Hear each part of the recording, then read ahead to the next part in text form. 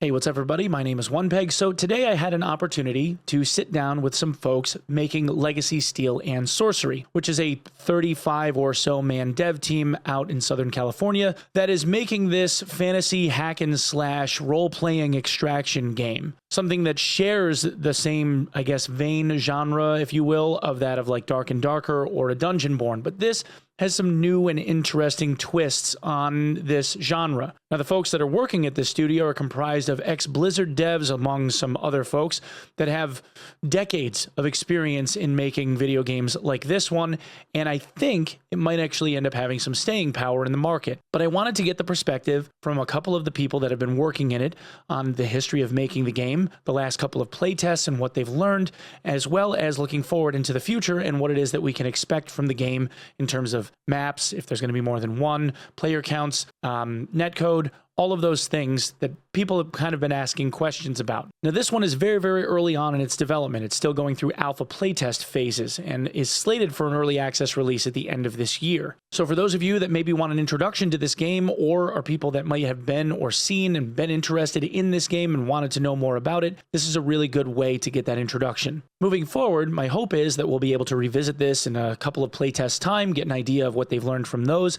and get an idea of what we can expect moving forward from that point on. Maybe asking some more specific and pointed questions about game balance and game build and the like we do with the folks over at Iron Mace. Anyway, on to the Q&A. I guess the easiest way to start would be like if you guys want to introduce yourselves and what it is that you guys do for the studio, probably be the easiest thing.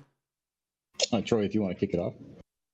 Yeah, sure. I'm Troy. I'm a technical combat designer on the project. So yeah, I'm doing a little bit of helping with design and a little bit of programming, like the abilities and weapons and stuff on the classes. My main role. Cool. I'm Cole Eastburn, visual development here, kind of like vision guidance of art style and things like that. So my background is I've been in the game industry for about 21 years. I started out at a place called Aw Games. We made such games that you probably know, like Cabbage Patch Babies and Ponies was one of my first titles. One of my favorite titles. I thought you'd be a fan. I had a feeling you look like our demographic. Yep. And so started out there and then started doing like freelance work for like Magic the Gathering, like illustration and things like that. And then, got my dream job at Blizzard. I was there for about 15 years. And then, we wanted to make this title, so we kind of formed here, and then I've been here ever since and living the dream. Nice. Yeah, a lot of my viewers, including myself, we have a lot of MTG nerds. So you're among friends. Sweet. Yeah. Okay, wait. Before we move forward, I need to know what kind of deck you play, so that. I have a Warhammer 40K token deck that I'm like loving at the moment. A lot of white and a lot of black. Okay, we can be friends now. It's pretty fun. It's not super strong. It's not super strong. It's just fun to play.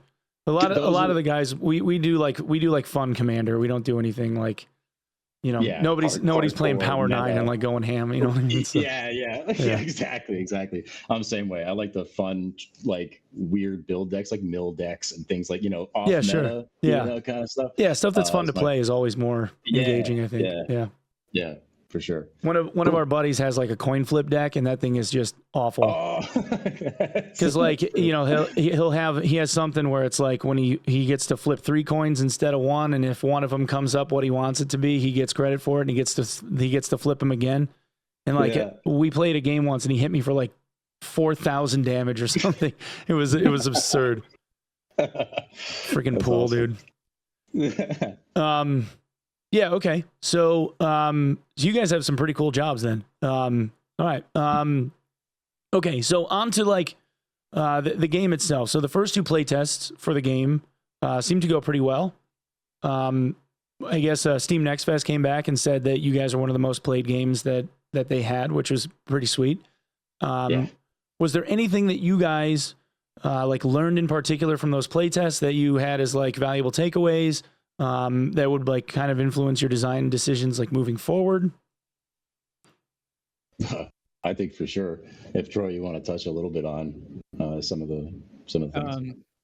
Yeah, I mean, I don't know exactly how many specific like I need to get or not, but like there's clearly like there's a bunch of abilities that we had put in the game that were sort of end game abilities or end game like talents and stuff like that that people hadn't really had a chance to like thoroughly like fight against each other for a long time and see how it all would play out, you know, and like in the end game. So like the players really, they showed us a lot of like crazy like loose ends and stuff that you know, which is expected for an alpha level playtest. But it was pretty hilarious and exciting to see and play against and fight against some of the players that were just like dominating, that figured out some crazy ways of mastering their classes. So obviously we're reacting to that and like paying attention to a lot of their feedback and stuff.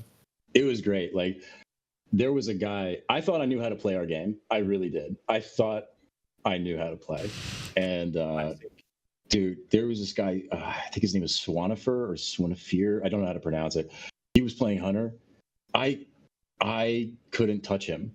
And it was like a eagle fighting a worm. And afterwards I was like, holy shit, like this guy just wrecked me. And the next game I played, you know, I'm like, I want to run into him because I want to like, I was playing Rogue and I was like, I'm going to prove myself. I'm going to take this guy down. And so I'm running through the match. I'm just looking for a Hunter or trying to listen for like the eagle sound that the bird does, you know, and stuff like that. I ran into him again in another game. He did the same thing. He just absolutely murdered me. And then I saw him in the Discord and actually his play.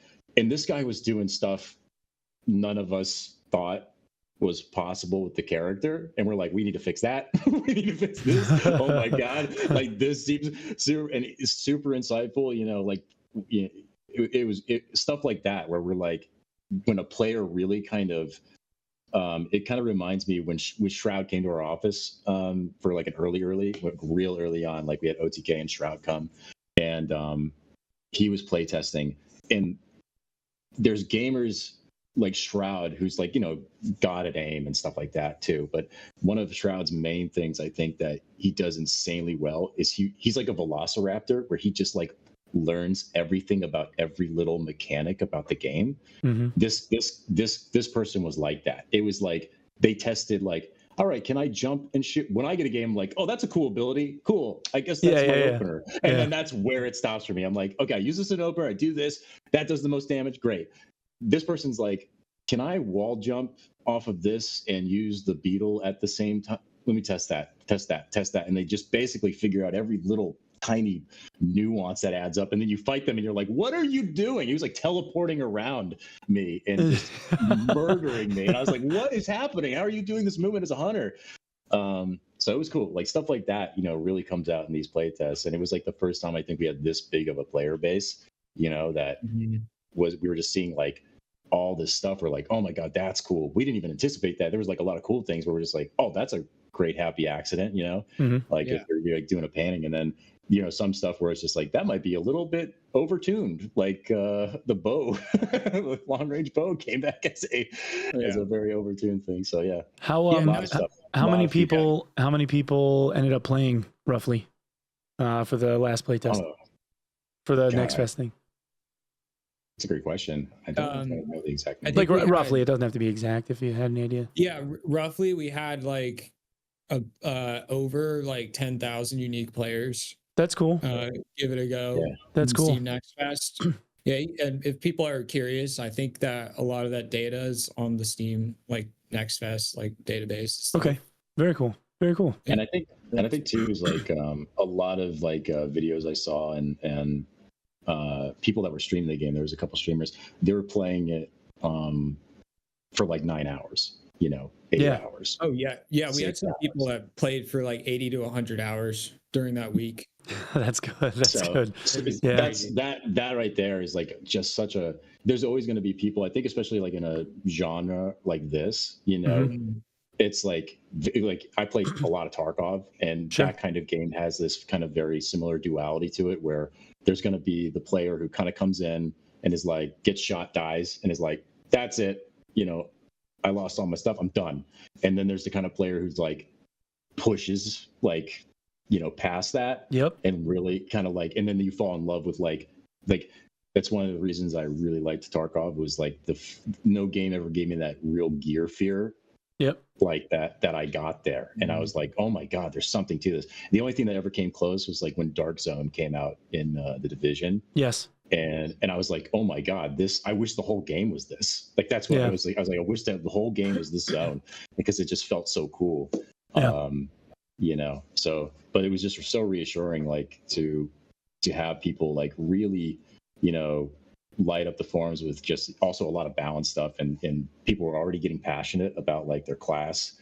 And like, that's what you want, it's when a person's not kind of giving that opinion where you're like worried, like, do they even like, if they don't care about the project or the game, they're not going to give their opinion of like how to improvement and stuff. So it was really cool to see this, this many people play it for that long and just really get into it.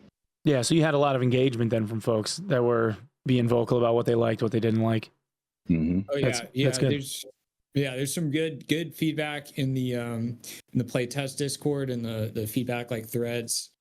The one about the balance of the longbow spiraled into like a 300 post long like chain. People are very passionate about that. There's some very like detailed write-ups. People are like making diagrams of ideas they have for like maps and whatever. It's been cool to see. Yeah. Yeah, absolutely. And you guys have some stuff that's like a little bit different. So obviously, like in this genre, it's like there's Dark and Darker, and then there was like Greed is Good, and then Dungeonborn was kind of like the most recent like addition. So that you had you have kind of like those three, but really it's more like Dark and Darker and Dungeonborn now. And you guys are kind of like the next entrant into this like fantasy style like hack and slash extraction game. But you guys have some interesting design choices with like skill selection on entry, where you guys, you have like each one of the different skills that you choose from, and then those have like different options depending on whatever level you get to. And then you have like crafting stuff where like the hunter gets elemental arrows that they can make, or like rogues can make poison from finding like frogs and stuff from the streams and all. So when you guys are designing like those mechanics, is the intention for like the hunter, for instance, is the intention that they would come in with like just a couple of options, or is it eventually like something where they would have like 15 or 20 of those like elemental arrows, or is it supposed to kind of be like a pick and choose like once in a while kind of thing? We want to enforce some degree of choice, like we don't want people to come in and have like an answer for every single thing that could happen in combat. We do want you to commit to some degree to like a loadout or a build when you go in, so it's like everyone has their pros and cons and their strengths and weaknesses, you know what I mean? Sure. Because that leads to interesting encounters. Yeah, I kind of like that. Like when you put limitations on people to where they have to like make choices in terms of like how they're gonna do whatever they're gonna do. Do I bring the frost arrows this time, or do I bring fire arrows, or like I like that. I think that's it's cool. Thanks. Well, I akin it to like like in Tarkov especially, like if you're going on like a certain map that's close quarters, you're just like, oh, I'm gonna bring this gun. Shoddy comes actually relevant when the shotguns actually do damage and don't. But like that kind of thing where we want you to kind of look at the map, look at the enemies on it. Are you going in for like a PvP mission? Are you going in for like I need to get ogres, recipe stuff to craft like these kind of things? Do I want to put on like anti-ogre armor or whatever?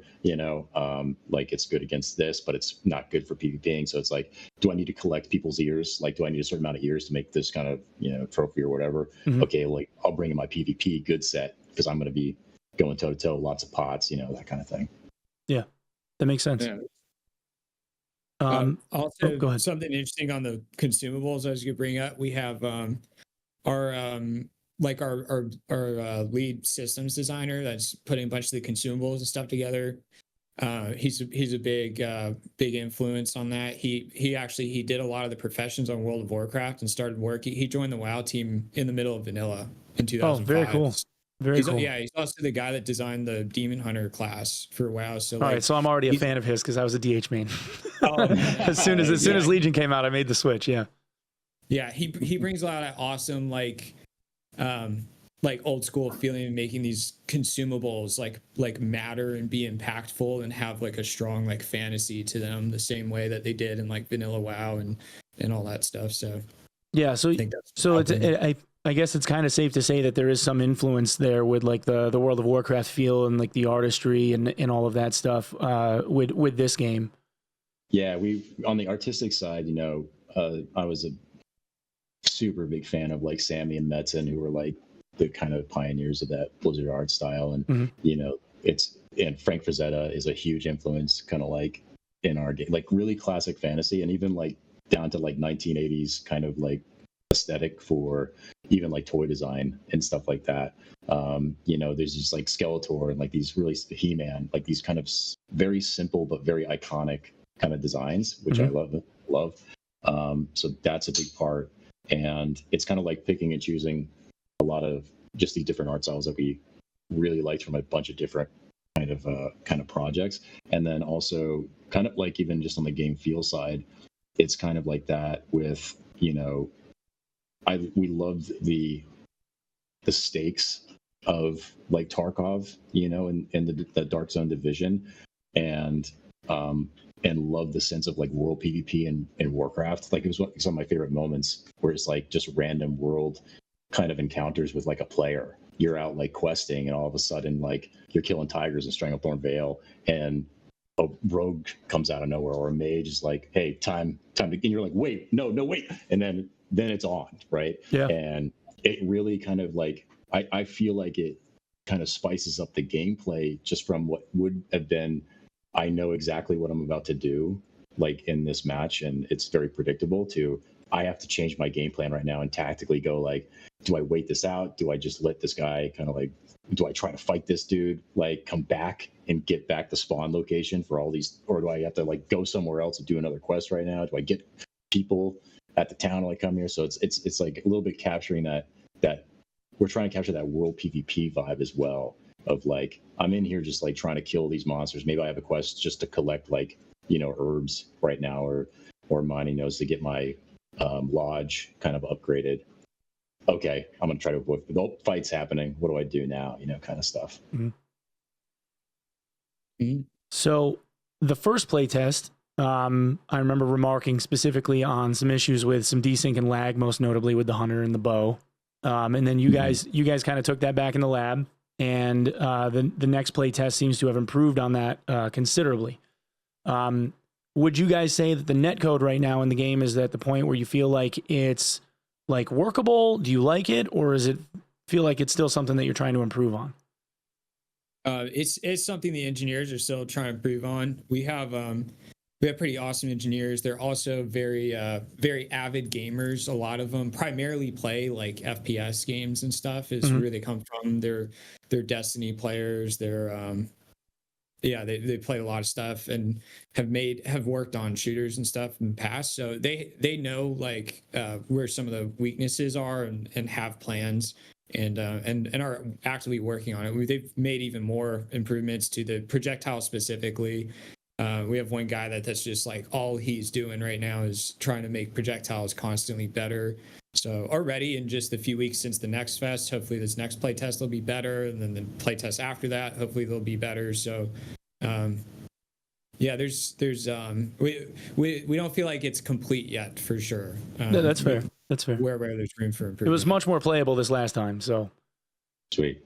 Oh, yeah, glad to hear it. That is a good trajectory. Yeah. Improvement is good. Yeah. If we got worse, then we need to talk. Right. Right. Okay. A lot of times with RPG games that have PvP elements, you end up having issues with power creep, meaning like you have players that will scale up their gear, right, and the PvE aspects start to get a bit more trivial. But then from a PvP perspective, you end up having people fighting each other that have immense like gear differential. We like in the dark and darker community, they call it gear diff. So where like the more geared player just kind of like steamrolls somebody in like basic stuff, right? And even more so if you got somebody that's in like legendary stuff fighting somebody in blues, they kind of like they get trounced. So Right. is there something with your game where you feel like that might become a problem for you guys? Or is this something that you're already looking to address? I helped plan out like what the gear differences are going to be between the rarities before these recent like play tests, and we sort of have some like it's always going to be a little bit of a subjective thing, right? Like not everybody's going to think that the gear difference is in the correct spot, Right. but like roughly we have some rules of thumb like that we're trying to adhere to, that we all collectively sort of like discussed what we feel like is appropriate. Like it's tricky to balance because you want gear to feel worth acquiring, so you want some power difference, right? You can't have none, like and then but you do want to give people a fighting chance where it's like, hey, if they are way higher like skilled, they just baseline or mechanically that much better than the player, you want to be able to beat the guy with the better gear and take it from him, Of course. because you've put the 1,000 hours into the game, right. Previously. So like roughly right now what we're aiming for is we want people to be, if they're like one gear rarity apart from each other, that should easily be overcomable by skill. Two tiers of rarity apart, we still want skill to kind of, you're able to overcome it, but only if you're like much better than people. And then obviously like 3 tiers of gear or something apart, we do expect people to probably like steamroll, but we still like, we have to react to what ends up happening as more players like hit the game really hard and play it a lot for a lot of hours, and show us if the numbers and the rough like percentage differences in power between the rarities that we've chosen on paper are correct or not, Sure. So so we're going to keep reacting and keep trying to adjust it, but that's roughly the kind of the ballpark we're trying to have. Like if you're in epic gear and you're fighting a guy that just died and respawned with gray gear in default, we would hope that epic player can just delete that player off the map. I will say too, it's like I don't think it would have mattered what kind of gear I was wearing against that guy Swanifer. Not even like it. I could have been decked out in purples, and that guy would have destroyed me. I think it's something I loved about Tarkov too, which is like you can go in with like a TT pistol and can always get the ear shot. He's just shoot a level 60 Chad, and you're like, thanks for the loot, and you're not wearing armor, and so like that might be a little bit less skill expression, just a little more luck on that one, but just what I'm saying, like it's that skill expression I think hopefully we'll have, where a player that really just knows the mechanics, knows how to dodge, knows like what your class is capable of doing, can kind of outplay somebody who's just like, oh, I'm in blues and you're in grays, so you lose. Like that shouldn't be what it kind of feels like. Sure. Okay. Cool. Okay. So you guys recently announced your next playtest, which is obviously improving upon what you've already built. And I saw that you guys posted about the lodge, and you've mentioned it a couple of times already. Maybe you guys could explain what the idea is behind the lodge and what's unique about it with this game for you guys. The lodge, it has some similarities to like a base or something in other extraction games. So it's sort of our like a hideout take on that. Yeah, it's basically like our take on like the hideout from Tarkov or something. Okay. We coming up the next play test, we had a lot of it was planned out for like a while, and then just like functionally we're still having to polish some more like pieces, so we're rolling it out like slowly, like piece by piece. Like this next play test, we're gonna have cooking in the game is what we've hinted at. So there's like a cooking pot, and that's gonna be sort of like similar to like Monster Hunter style cooking in a little bit of a way, right? Where you do it like before you go into the session, and then that food buff lasts for the duration of that session. Okay. But yeah, there's plans for like a few different pieces of it, and I think most of them they're gonna be there in the next playtest. They're just gonna be like locked out, like grayed out, but they'll at least be like listed, so people will know what's coming down the pipe on that. Very cool. So is the idea that you would get like other kinds of passive buffs from the lodge as well? Like with, I don't know, furnishings or whatever, kind of like what New World does with their the stuff. trophies and stuff. Yeah, like the trophy system or something like that. Yeah, all kinds of different, mechanics we want to do with that, and theme it out to like whatever's cool for those classes as well, and what have you. At the moment, we're just going to do like a kind of upgrade system for it and not have like unique backgrounds for each class. But something just across the board for our game that we really want to, which isn't in just yet, but we really, really want to lean into like, the making you feel like your class at all times. So like even down to like your UI elements, like you'll have like a different kind of UI filigree, like kind of like the old like Warcraft 3, like like depending on which race you chose. Yeah, exactly. You had like a bone hand if you were the undead, right? So like, Right, yeah. what's the hunter's mouse cursor, and like what's your health bar look like, and what's the cool like part on top of that, right?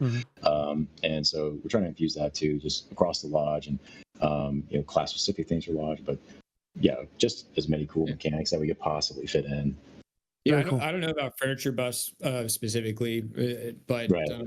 there just is lots curious. of other cool like features. Yeah. Very cool. Okay. So is there anything else that you guys want to share that people could expect from the next playtest other than the cooking mechanics, or I would assume some kind of balance changes or something just based on feedback with people saying that like, the priest was way too strong and the rogue was way too weak and, all this other stuff. So Yeah. We didn't change anything, and everything seemed to be just perfect. It's going to be exactly the same. Yeah. No. Everything's still going to be gray boxed in just like it was last time. Yeah. I don't know. There's a ton of balance changes. There's like a bunch of the perks on like the armor and the weapons. Some of them got changed to be a little more useful. There's a bunch of traits that like weren't really even like working. They were like bugged or something. So now they'll like actually be working or fixed. I think cooking's the major one, and then just abilities and balance changes. And then the projectile improvements that I mentioned. We have other weapons too that are coming out that have been hinted at. I don't think they're going to make it in this playtest, but they will be coming soon. Like there's a priest sword and buckler, so she's going to have like a melee weapon that's kind of more intended for her going in and playing like solo. So that's at least the art for that's been shown in the Discord. So we're hoping that'll be playable soon as well. Very cool. Yeah. Yeah, I liked. I do like the perks on the weapons, giving each of the weapons somewhat of a different set of mechanics. Because I played priest a lot, so like the different staves, even in the like the newer, the earlier part of the game, like the different staves having like different effects depending on whether or not you held down left mouse, and one of them's like a big beam heal, and the other one was like a larger damage ability that kind of hit somebody like 3-4 times. If you just held it down, it would like light them up like multiple times. I thought that was cool. Okay. So according to the playtest date is the 13th of November for the next one. Yep. Okay. Yep. It's starting the 13th, and it's going to run for a week long. Okay. Similar to Next Fest. Very cool. Okay, so according to the website, you guys are still looking to have an EA release before the end of 2024. Is that still the plan, to try and get it into early access before the end of the year? We don't know an exact date yet for when the early access release is going to be. It's still up in the air. We're working on it, and we're like, reacting to gauging the level of polish that we feel is needed for it to to make the Yeah, right I mean, like saying. when it's ready, it's ready. You know, like if it doesn't Yeah. make it, it's not a big deal. It's just that was just one of those things that I saw that was like kind of like the plan. We are definitely like cranking. I mean, we're at work right now. I'm painting as we speak. Yeah. And you know, we are just kind of all hands, you know, on deck trying to really get it into players' hands, and we're going to try to get it to them as soon as possible. Really, like, you know, we just really want to gauge. Like, I think just the reception was. I was really taken back by some of the people and their passion, just the positivity that we were like, oh my god, like it was like the core. Like there's so many things that we have to polish, and trust me, we know we're like very small team as well. Like this studio is like really only around like 35, you know, 40. Yeah, that's pretty small. Yeah, sure. Yeah. So and you know, a lot of us are like, you know, from really AAA gaming and came here because we like the small studio kind of feel and like, you know, the ability to like kind of like work on something you really are passionate about. Mm-hmm. And so with that though comes with like the limitations of like we don't have a PR department, you know what I mean? Like all these like things where it's like, who's your social media, you know, managers? Like you mean Troy, our engineer, who's also our social media guy. He writes the tweets. Yeah. Everybody's doing different stuff. I mean, I'm surprised you're not seeing Dawn, like who's part of our HR, but also handles like a lot of business side stuff. Just haul like soda cans from the door to the kitchen. You know what I mean? Where she's like helping us just restock it. It's like kind of like that here, and so it's. You love that though. Like, it is. It's the time you kind of like remember. And you don't know it when you're in it, kind of stuff. Mm-hmm. And you know, so in regards to like, we kind of really are shooting for the stars with the game in the sense of like, it was really ambitious to just have like, we have bespoke armor for classes because we believe in. I don't like making universal armor because it kind of makes you less of your class identity when you have to like, you know what I mean? Like, I don't want the priest to look like, you know, the warrior where he's got this horned fang helmet, like that's that fantasy for you, and then priest should have this kind of like holy kind of thing. And it's like, so but making each class very different in their body types. This is why a lot of games don't do this. They just go like, let's get a metahuman and let's just make sure everything fits on that, and it's so much easier, quicker, universal model. But you get a little less flavor and fantasy, and it's like, with this team size we have, it's incredibly ambitious because now we have to make all the armor for every single class like totally different, which means anytime we add an item, a weapon, or anything like that, not to mention all the weapon animations that come with that for each class, it's like there's a lot. Like and none of this stuff is canned assets either, right? I mean, like you guys are making all this in house, so it's unlike the other games that have come before you where they're using all of the Unreal Engine store stuff, right? So. This is the thing too, is like we have to, you know, work smarter, not harder here. And but you know, for stuff we can kind of get away with, like, you know, like an apple on a table, no one's going to be like, that's not an apple model. Right. Right. You know what I mean? Like, so stuff where we're like, can we just like get a store asset that really doesn't add to the, it's not going to take away from the world building, right? But like, you know, every statue, you know, like the big culture kits that we have, you know, all of our NPCs and our main characters, all that armor sets, that kind of stuff, that's modeled. And we have one character artist right now. So, and it's they are working like hell though, because there's a lot of uniquity. That's cool. Yeah, we had for a bit, but just like, but that's the thing is you know, it's really kind of the if you've ever seen, it almost feels like this, where it's, if you ever seen the movie Moneyball. Yeah, of course. Sure. It feels like we're the Oakland A's, you know what I mean? And we're just like, we're like trying to get this game made with just like this budget and this team. And so we just kind of like ask, you know, the players to, you know that we're, and they've been actually super understanding with it, where it's just like, these are all these things that we really want to get into the game, and we plan to like continuously add and add and add and add. And just bear with us while we, you know, crank and let us cook. You know what I mean? We're cooking over here. Sure. By the way, to what I was saying earlier, there's no definite release date, but there is a guarantee that there is more playtests. Yeah. So there's always going to be another playtest of a couple. And you weeks away guys around the started corner, kicking them out kind of rapid fire too. Like it really hadn't been that long since the Next Fest run, and you already announced like the next date. So kind of cool. Yeah. Well, this genre is unique where it's like we can't get really like a good idea of what is next, you know, and unless you have at least like 100 people loading into matches constantly. Right. Like we just play internally with 12 of us in a map. The map feels empty. The world's not as alive. It just feels like a totally different game. It's not as threatening. There's not as many different people with different skill sets running around. Right. So it's important. Yeah. Okay. For the map that you guys have right now, the one where you're running around the forest, is that the map that you're looking to have for EA? Or are there going to be additional ones, kind of like in the pipe down the road? What are you guys looking at doing for those? Yeah, we definitely want to have more maps is a huge thing that, you know, we definitely want to add. A lot of, you know, variety in those. You know, we're talking about what the flavor hits of those maps are, for sure.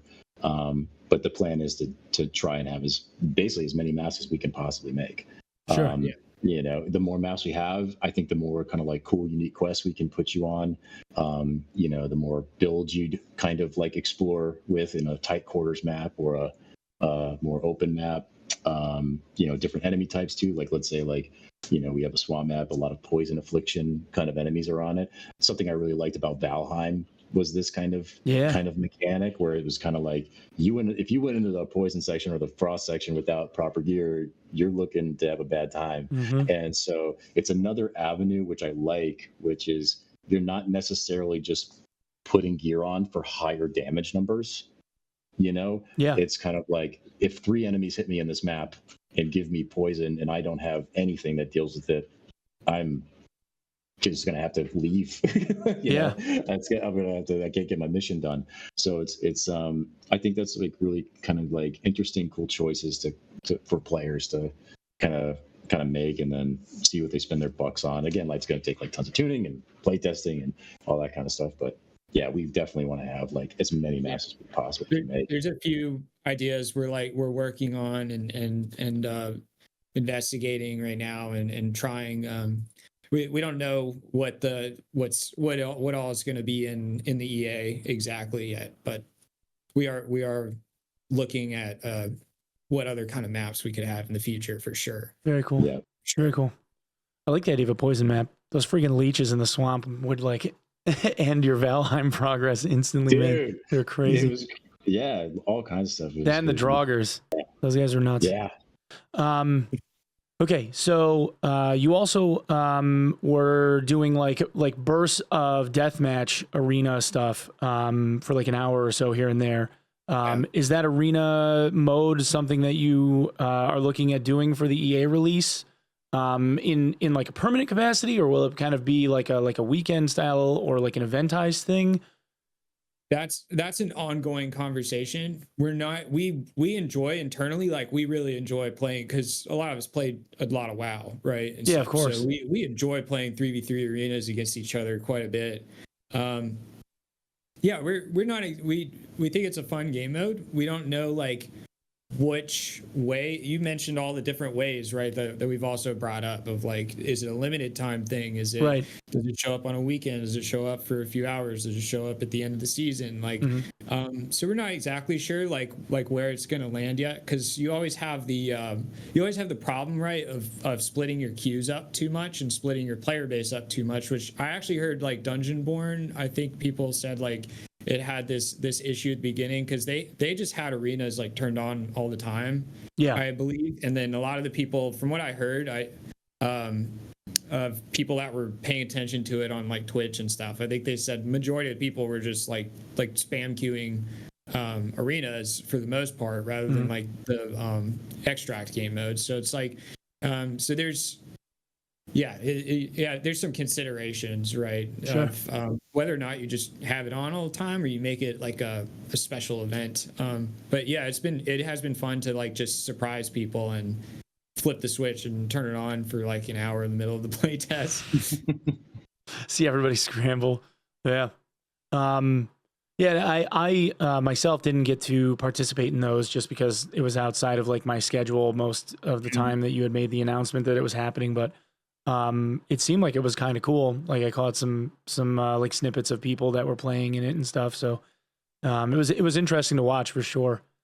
Yeah, and that was a very early kind of that map and that mode we made just basically for internal kind of like quick testing of combat mechanics.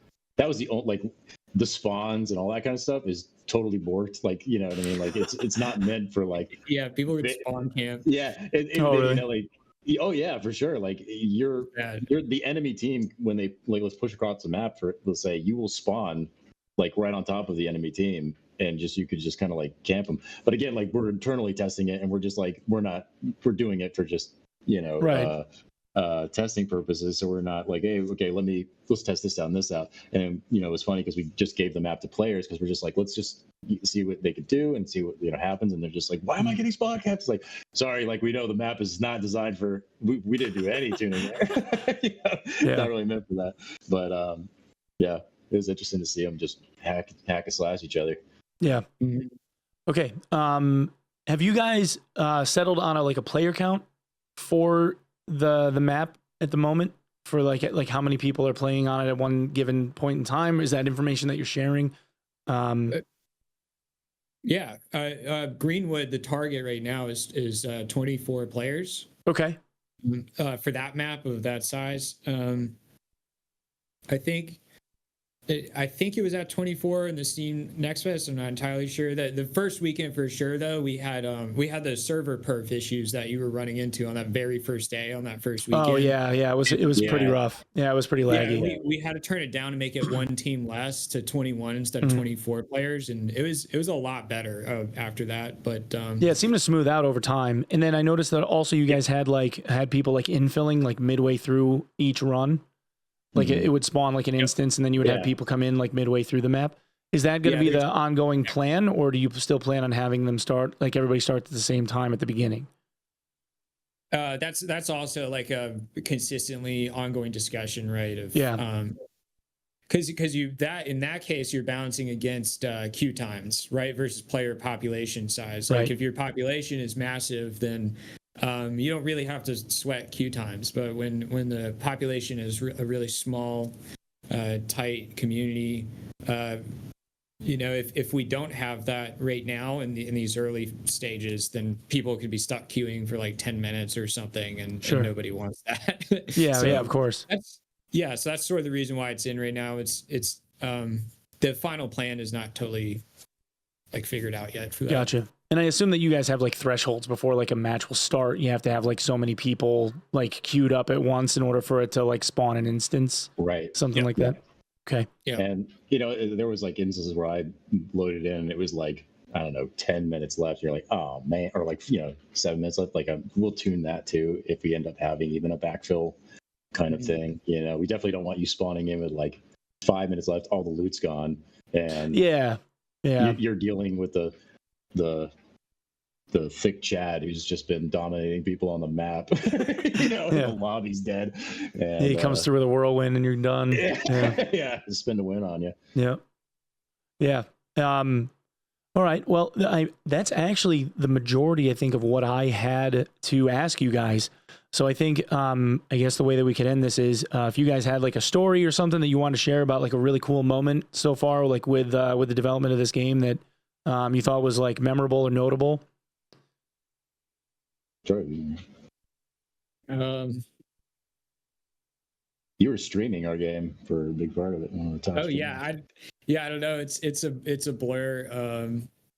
I during the playtest, like I was also trying to stream and play with all the other players that were also streaming and playing, and they were all like, and a lot of the regulars and Discord and stuff, they're all hanging out constantly and like, giving feedback and joining in. And I don't know. I constantly I didn't go to sleep till like 5 a.m. on a lot of nights because you keep saying like I'm gonna stop playing, and then you have some crazy PvP fight, and it gives me like literally an adrenaline rush, and then I'm like shocked awake for another like hour or something.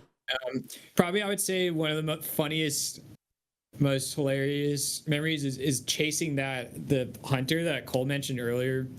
Swan, he literally would just sit in the middle of the castle like an eagle and circle around, and he would stream too, and he had on his title like "Come stream snipe me," and he's playing in the mixed queue with teams solo by himself. He wants full teams of 3 to come challenge him. So I went and did that with like me and one of the community members. It's like a hardcore like priest player, and another one of my friends that was a priest, and it was almost like the yakety sax like song needed to be playing in the background while we're chasing him around, and he's just like giving us the runaround with like Beatles and stuff, and we could not catch up to him. It was crazy. We're all just, and eventually he just like flies away and takes off, and him. Oh, he didn't even fight you guys. What? He was fighting us for a while, and then eventually he was like, okay, I can't win, and he just like takes off with his wind arrows. And our one priest that was the guy that put like 100 hours in that week, he chased him all the way across the map. They kept fighting. I couldn't keep up because I was playing warrior, but they chased each other from the middle of the map all the way to the edge, the extraction. And I was just watching it play out, and I was like, this is the craziest thing I've ever seen. Meanwhile, you're making mental notes like, well, we got to fix that issue. Also, Swanifer, if you see this, you coward. Coward, you run away. You invite people to fight you, you run? Unbelievable. I hope he's gonna write a well-worded email over that one, I'm sure. Wow, it's definitely didn't like. Dude's already infamous as hell. Let's go, man. I painted his logo. He's like in my mind. He occupies a space here in my mind right now. Living rent free. Nice. He's living rent free in it. Like I painted his logo here. Yeah. And I'm like just gonna gift it to him in the Discord. Class is gonna get nerfed into the ground all because of that, dude. To be honest, I just respect it. You know, it was like it's just super respectful. This is nothing but love to him. But I hate him because he just really clowned on me so damn hard. I was like, I really thought like I was good at the game until I came across him, and he just let me have it. Do you guys have a favorite class? Mine's Rogue all the way. Rogue. I was a Rogue main, and like, wow, I usually pick up that class. I find it to be, because I play like in Match of the Gathering, I play either black, blue, or blue. I like blue. decks. Sure. Yeah, I know. You heard blue, and you're like, what a piece of garbage. Yeah. Your favorite phrase is in response. The reason I like it is it's like I like classes and stuff that I feel like if you make one false step, the plan goes total. You just murdered. Yeah. And rogues are kind of like that, where it's like if you don't hit everything or get the perfect opening, good or timing, the fight goes too long, or you don't dodge the right ability, it's just you get hit for 1 billion damage and you're done. Sure. And I like the tactics usually that come with that. But as far as like players, like the things that happened over the Steam Next Fest, it was also like the first time I think a lot of us, we always wipe progression every playtest. And in a game like this, like that progression just adds so much like feeling to it. So like it was the first time too where I was like leveling up my vendors and getting armor and like actually constructing like a poison build with like, you know, daggers and stuff like that. And it's like, oh, what if I could do this and this and this, right? And you got to experiment with the crafting system and armor upgrade systems that we're putting in and stuff like that. So that was really cool. But I came across a father and a son.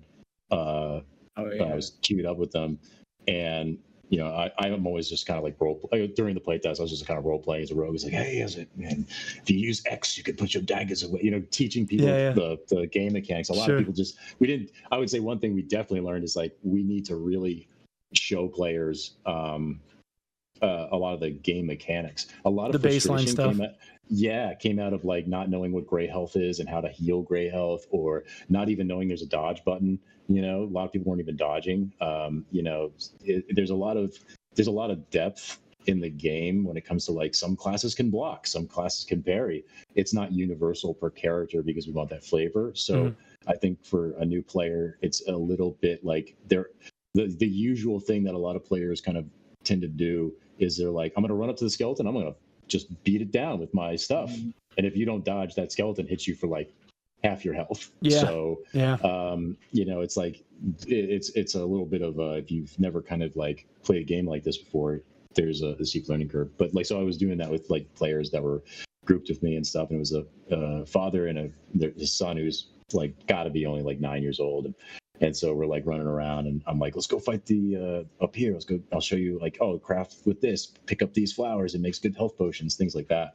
And we get to the ogre and we're fighting it, the kids going, you know, running around, and I go down, one reses me, the father is like tanking the ogre, the kid goes down, the father goes down, it's only me left, I'm trying to kill this ogre, I finally get it down and like resed both of them, and they were like, oh my god, we usually run from this was awesome, you know. Yeah, So that's cool. It was a great like player moment for me, that they usually would just run from this enemy all the time because he would just kill him, and they got a chance to like loot him, and I was like, go loot him and get, you know, blue axe, got like a blue axe, which if you played, like finding a blue anything, or even like I love this too, to be honest. I don't know, I really like the fact that people just doubted there were even purples in the game. They were like, they were like, is there a purple in the game? And we're like, there are. That's how rare they are. People were like, you didn't put in purples? We're like, they're in there. It's just so freaking rare. And there's something to that, you know? Yeah, that was a funny story. That first weekend, there was one guy that was streaming like nonstop, like 15, 20 hours for like 2 days. And his title was Not Stopping Playing Until I Find Purples. And he kept asking me, he's like, do they drop in the game? And I was playing dumb. I'm like, I don't know, man. They didn't at the time. They only dropped like the goblins. But I just was like, I don't want to ruin his chase. Eventually, I don't know, dude. On like the last day, I was like, okay, they don't drop. But then I went and talked to our systems designer guy I mentioned earlier. I was like, dude, we should put purples in, and it should be like a super low chance. And he's like, oh yeah, definitely. Like just because that player was chasing it. So then during Next Fest, there was like a 1 in 10,000 chance that they dropped. And we let people know about that, and they went wild over it. It was like that's crazy. So it's funny. Yeah. And then there was just another moment, I was trying to get to an extract, and a rogue was just sitting in a bush, and I was a rogue. And as I'm walking past the bush, he like backstabs out of it and misses. And then I was like, oh, you fucked up, dude. Like, and I just totally destroyed him. And like did the, you know, dear voice line, I'm like, hey, thought you were good, but it's not good enough, and you know, all that kind of stuff. I was like, we have extract campers, we've made it, it's a game.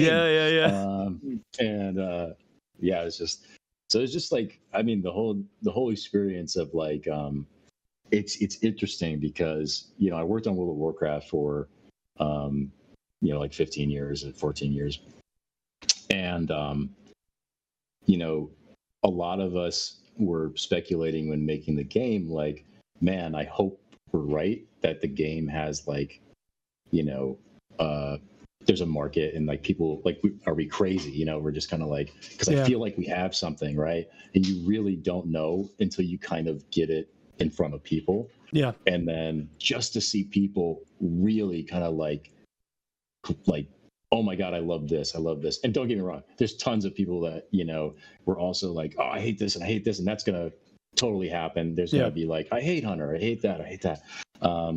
Which again, all of us invite that discourse, and we take player feedback really to heart. It's, you know, it's like a fine balance between kind of just you know, a kid is going to want ice cream for breakfast, lunch, and dinner. Oh, you know, parse through that. Yes, you're good. You had cut out for a second. Sorry. So it's like mechanics like that. I think one that kind of comes to mind is like in WoW in general, like, you know, like flying mounts was like a huge thing where, you know, it's kind of like, for me, I personally didn't like flying mounts because world PvP was so, I loved world PvP, and it really eliminated running into players. Like, that's true. When you're crossing through Stranglethorn Vale, there was an opportunity. Like, as players are going to their locations or doing stuff, there's this yeah, it might feel boring for a little bit of that, but then there's moments that happen, and is it worth the, just like ease, like the ease of getting here and there for these amazing player stories or mechanics that are kind of like core to like world PvP or whatever. So, it's also balancing that kind of stuff. But yeah, it was really cool just to see like people really get into the game, and I play it for hours, and you're seeing YouTube videos. I'm like, this YouTube video is a 6.5 hour YouTube video, like, you know what I mean, of just gameplay, and people just really kind of playing around with it. Yeah, it seems like it's got legs, man. I enjoyed it. It was, no offense, it was a bug riddled mess when I played it the first time, but but it was still like it had good bones. I mean, I made a review of it and everything, so. I thought it was very, very cool idea. And I'm actually looking forward to the next playtest because I want to see what you guys have iterated on once it's up and running. Yeah, it really sucks that like the netcode, again, like some of the it was really kind of like laggy, especially when you played if Hunter or anything like that. Like a lot of people were like, "Am I able to hit anything?" Yeah. And that's the kiss curse of like a little bit of really trying to get it as early as possible. Like we have gray block assets in the game, and animations that aren't done, and there's just like temp art and like character models that aren't finished at all, right? Like we're already like we're putting in the character models right now that like we're using the temp ones we had, and just it's something that always as a developer we're kind of like, oh man, like it's not done, you know what I mean? But like we just have to get the data, get it out there and see what players are really gravitating towards. But the feedback of just kind of like just the fact that a lot of people's issues were bug issues is great. If people, you know what I mean? If you were like, I hate those things you can fix. Yeah. I would be like, we're in trouble. Right. But yeah, very cool. All right, guys. Well, thank you for taking the time. I don't want to keep you for too god awful long. We've been here for an hour. I promised it would be relatively short. You're good. So the next playtest, November 13th. Everybody can check it out. Pay attention to Steam, add it to wish list and all that, right? Yeah, please. And I guess Swanifer, find me, man. All right. Find me. All right, we'll make sure to circle back, in a playtest or two and see how things are going, and you guys can give us some updates and everything. We'll ask some more pointed questions and see how things go. Sounds good. All right, fellas. Awesome, man. Thank you so much for the time. Have a great night. Hey, it was a pleasure. Thanks for having us, man. Pleasure is all mine. We'll see you later. All right. Bye-bye. Take care.